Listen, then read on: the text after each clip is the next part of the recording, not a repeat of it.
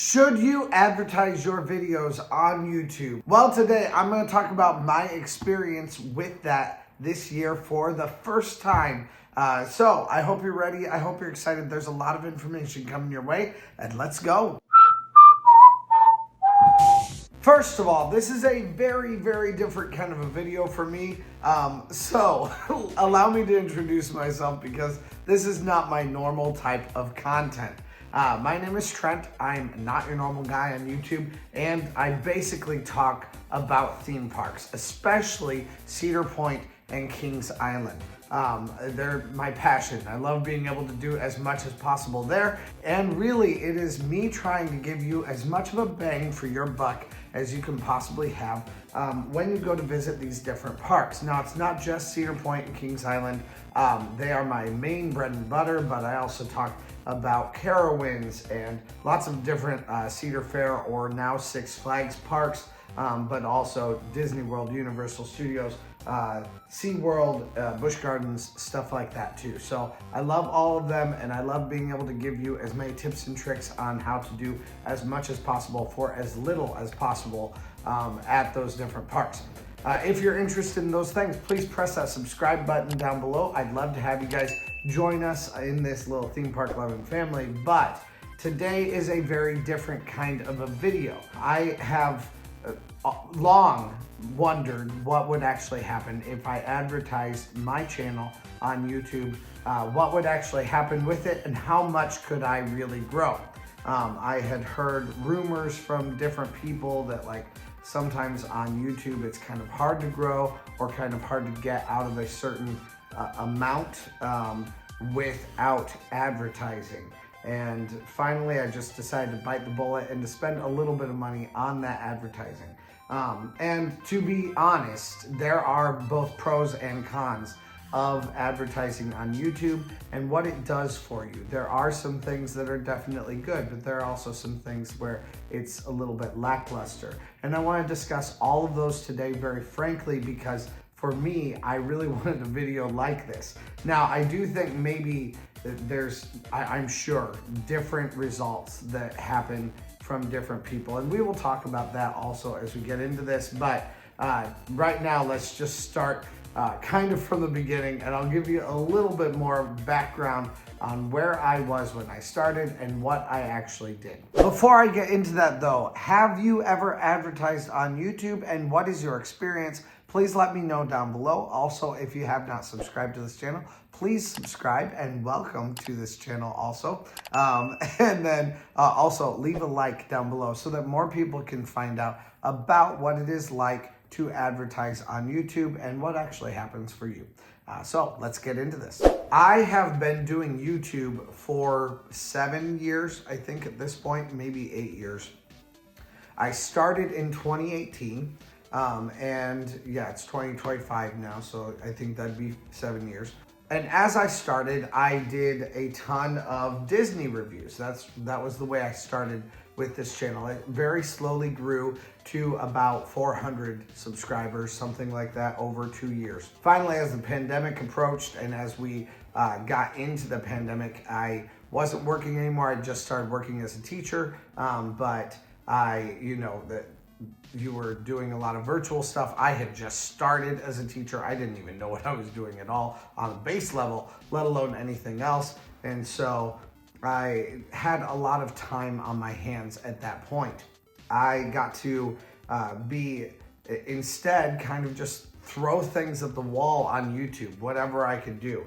And finally, when Cedar Point and in this case also Indiana Beach opened up, I went to both of those different parks and just kind of showed what was happening at those two different parks. I was very inspired by Molly McCormick on allears.net at that point, and the vast amount of information that they had that they kind of were putting at my fingertips for all the Disney parks and Universal Studios at that point, and how those parks were reopening during the pandemic with masks and with specific spots where you were supposed to stand and all that kind of stuff.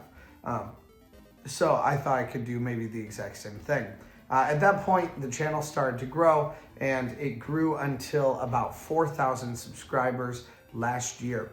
And then I decided to advertise on the channel. So if you are someone who's been around for a while, and you notice this like huge influx in subscribers, that is the reason why. No, I did not buy any subscribers for this channel. I have heard people say that. That is not something that I would ever want to do because it's not helpful.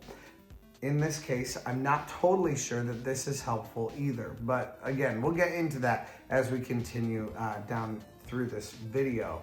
But anyway, it was pretty cool to get some new subscribers coming in, and I put about $200 per month into 3 separate videos. And then I think there was a 4th one in there also where I put $100 for that month there. But you'll notice in the pictures that I put in this video for B-roll and stuff like that, there are 3 very distinct like humps where you notice that subscribers grew and things like that. So those 3 distinct humps were moments when I was advertising on YouTube. And it goes directly through YouTube. There are several different options. You can either try to grow engagement or you can try to grow your view count. I went for engagement every time, except for the $100 one that I did. That was less money, but I focused on the viewer count at that point. And it did make some of my views go up, but again, we'll talk about some pros and cons on that. However, the big thing that you will have noticed is I went from about 4,000 subscribers to 30,000 subscribers in a very, very short amount of time. It absolutely exploded and went crazy. And that I think was incredibly exciting. So it's definitely worthwhile to recognize that, first of all, with YouTube, there are some prestige metrics. In all fairness, you get nothing from having additional subscribers on your YouTube channel, especially as far as like your bottom line. They don't give you more money. They don't give you anything like that. The only thing that they give you is maybe more people that have your name showing up more on their search results or on their main YouTube page. And when that happens, then they're more likely to watch your videos, especially if they have that little bell icon on, which is why I always tell you guys to turn on the bell icon and to subscribe to this channel, because you're more likely to be able to engage with my content in that way. And I love that. I love being able to have you guys be more a part of the channel. So overall, it was definitely cool to have more subscribers coming in. And it does help also when people are coming to your page. If they see that you have 3,000 subscribers, they kind of go, oh, okay. But if they see that you have 30,000 subscribers, they go, oh, you're over 10,000 subscribers? Wow, you're big. And really, even then, it's not that big. I am in like the lowest 1% of YouTubers, just altogether as far as size goes. I am not a big YouTuber by any means, but people are more impressed by 30,000 than by 3,000. I guess that makes sense. But it's just that 30,000 though doesn't really help you gain any more money as far as your business. That essentially that's what YouTube is. You're trying to start a business, and when you have that, you're getting a little bit less in that way. So let's talk about bottom line. What did this actually do for me in bottom line, not just as far as vanity metrics go? So let me explain just a little bit further what that actually means. As far as bottom line goes, if you are on YouTube and you are unfamiliar with how you actually get paid on YouTube, you get paid after you have 1,000 subscribers and 4,000 watch time hours on your channel. At least that's what it used to be. I believe now you actually have other options too at 500 subscribers and maybe 1,000 watch time hours, something like that. So things open up a little bit differently than they did when I was first trying to get monetized. But at this point, for me, monetization comes with the amount of people that are watching ads that are placed on my videos.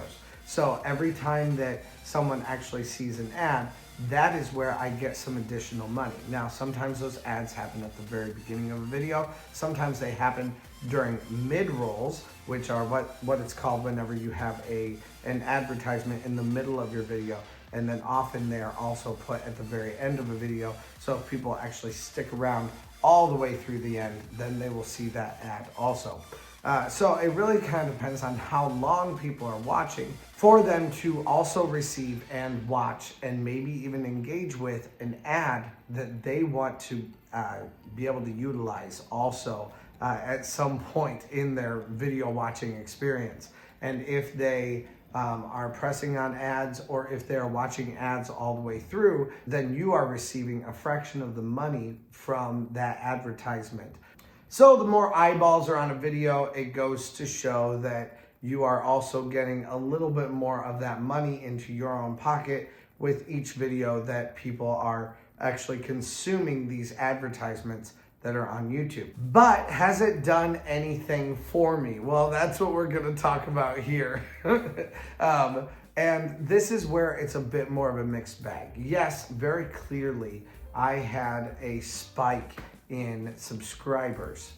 That's off the charts, way beyond anything that I've ever experienced on YouTube ever before this.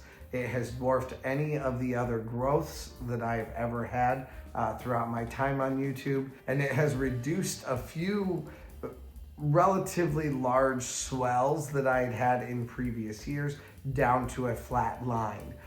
So there is a massive amount of growth that I've experienced over the last year as far as subscribers go. But again, subscribers are vanity metrics. I also did receive some additional views. Now, views are not just vanity metrics because sometimes you have an advertisement at the very beginning of a video also.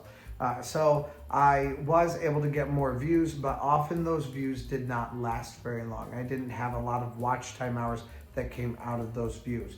And I experienced this on both when I did an emphasis of views and when I did an emphasis of engagement. Both of those were a little bit more difficult for me to get full amounts of like video watch time in.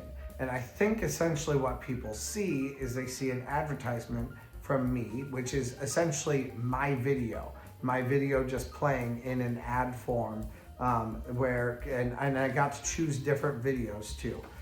So often I would choose the next big video that I had. So I knew that Top Thrill 2 was releasing soon. And at that point I did a big ad campaign of a video about Top Thrill 2 being the first thing that I was going to be doing at Cedar Point. So when I came for like that early media day, I went to advertise my Top Thrill 2 pass holder preview time there. That way then more people saw it and more people were already searching for that content, so I came up higher in their search results, meaning that more people saw me. Now, I think often what seemed to happen was people would see a preview of that video, they would press subscribe because they'd be like, well, I'd kind of like to watch it later, and then they would never come back again, or at least not intentionally. They knew my name and they're going to search for Not Your Normal Guy and find out what they knew about me, which is what I find a lot of my subscribers do.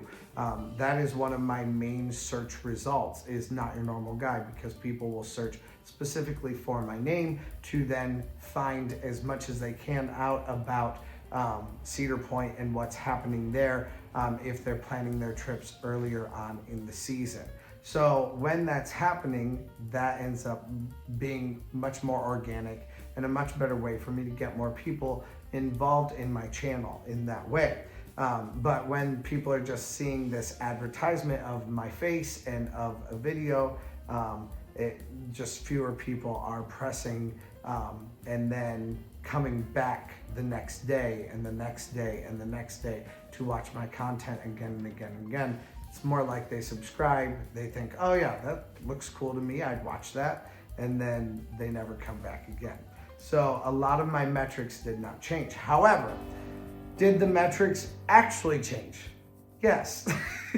So it didn't feel like there was a massive amount of change that was happening, but as I have looked through and done my own graphs and looked through what my numbers actually were like for this last year, the amount of people that have been joining my channel and have been joining Patreon is much higher. The amount of people who have been buying products from my channel also is higher. And also the amount of people who are watching through ads is much higher also. So all three of those things lend to a much bigger and much more robust budget for my channel than what I've had in past years. Now, one thing that on this channel, I do not talk about how much I'm making. I will talk about how many views I have. I'll talk about how many watch time hours I have, and I'll talk about how many subscribers I have. I won't talk about actual brass tacks money. So if you want that, I'm sorry, that's just a line in the sand that I won't cross. But I will say that I've about doubled what I made last year for this year. So things have really changed. Now, I've never been making like a massive amount of money or anything like that, but it has freed me up to do a little bit more, just with some spending money that allows me to go visit other places like Busch Gardens this last year. And even then, I mean, I slept in my car. So did it really help that much? No, it just helped me with gas and it helped me with tickets. So there's some additional benefit that I was able to receive this year, but it wasn't like some massive life-changing thing by any means. It just helped me a little bit more than what I've had in previous years also. The change comes, I think, in a few loyal followers who have shown up during the time that I advertised. People who have bought merch or have bought products that I was sponsoring, and people who have given to me during live streams also, who have allowed me to have a bit more of a livelihood on this channel and have been very graciously supporting me in this endeavor. And I don't think I would have found those people had I not advertised pretty ferociously toward the beginning of this year. So in that way, I do think that advertising was a massive success. To find some very loyal followers who really are in my court and want to help me out. I think that's an awesome thing. And I am very thankful for advertising that YouTube allows and helps you out with. Plus, it's not that expensive either. To advertise for $200 a month is not the worst thing at all. Plus, you can also change the amount that you advertise to. So you could advertise 3 different videos all at one time. You could advertise one video and you can change that video as you get new videos out, which is what I did a lot of times. There are a lot of options on how you advertise and what videos you advertise when you are doing that on YouTube. So there's a lot of flexibility and it allows you to kind of play around with it and see what works and what doesn't. And those things I all think are massive reasons why you should advertise on your channel if you would like to, especially if you have a little bit of extra money that you can spare toward it. I do think it could be very helpful and pay dividends for you. It just kind of depends on the content that you have and who is joining that content and kind of what the next goal is for those people. Is that goal going to be for them to join your memberships on your channel, or is it just going to be to try to convert more viewers? Because I am finding that converting more viewers is a bit more difficult. However, I am also a bit more of a niche topic. And that's part of the reason why I wanted people to hear from me also in this topic, because my niche topic still had some success with it. So if you have more of a generalized topic, it may be something that would be even more powerful for your channel also. Which is why I want to hear from you guys down below also, so that not just my experience gets out there, but I can hear from you guys in all different genres and what actually has happened for you guys in these situations. Now, on top of that, you may be familiar, if you're familiar with my channel already, with Droko Adventures. They are a channel that I do a lot of collaborating with inside theme parks, and we've just been good friends over the last several years. They started their channel pretty strongly last year, and up throughout this year, they got up to 400 subscribers. And then this year they started advertising. They are now at 3,000 subscribers, and they've just advertised over the last couple of weeks. It's not been long at all, and they have skyrocketed like crazy. So go check them out if you'd like to. Drew's cinematography and what he does inside the parks is fantastic. And Drew and Yoko are both just so much fun, and they banter off each other, and it's really fun to watch. So go check them out, and they will also be talking about what kinds of growth they've had and why they've experienced that growth, or at least what it seems like they did and how they've experienced the growth that they've had. And also, you know, is their situation similar to mine? Are they getting as many views, or have they just grown in the vanity metrics? So we're gonna talk about that, and you guys can hear more specifically from another creator that's a little bit smaller than me, but has had similar results. I mean, 300 or 400, whatever it is, to 3,000 subscribers versus 4,000 subscribers to 30,000 subscribers is pretty similar either way, at least as far as like ratio of growth goes. Overall, I think I would like to advertise again, especially when it comes to this next season and the amount of having Top Thrill 2 opening up at Cedar Point, having a couple of major coasters across the parks open up, and also having Cedar Fair now own and be a part of the Six Flags parks all across the country. There's going to be a lot of changes there. Plus, Cedar Point also has a brand new coaster. So when the parks open, people are going to want to know how to get onto each of those coasters, Top Thrill 2 and Siren's Curse, which is what they have new opening up at Cedar Point. So I'll probably do at least 1 or 2 rounds of full-on advertising again this next year. See if we get some additional growth, and not just growth in vanity metrics, but some other loyal followers who would like to be a part of this channel. So I love being able to watch that happen, and overall I think it's worth it in that way.